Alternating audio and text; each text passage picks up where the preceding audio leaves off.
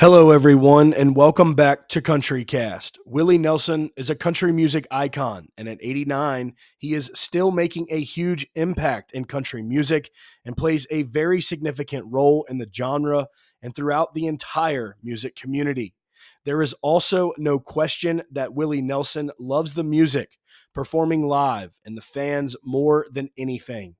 But as we all are human, we understand that Willie and, well, the rest of us will not be around forever. And this year in May, Willie Nelson had a close call with death after battling a serious case of COVID.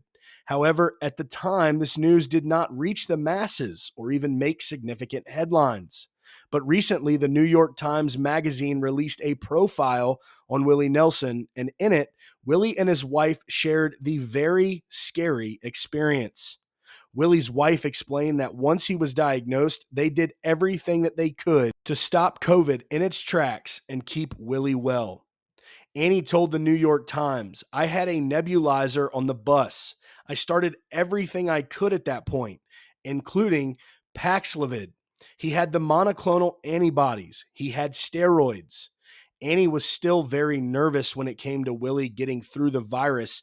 She added, we turned the house into a hospital. There were a couple of times when I wasn't sure he was going to make it. Willie then chimed in and said, I had a pretty rough time with it. COVID ain't nothing to laugh at, that's for sure. Every day it was more and more like a prison sentence. We have lost many greats to the virus over the recent years, and Willie sounds like he had a rough and close call. I'm glad that they were able to treat it, and of course, now he is doing better. Willie's wife also talked about how Willie just isn't ready to give up the music and touring just yet.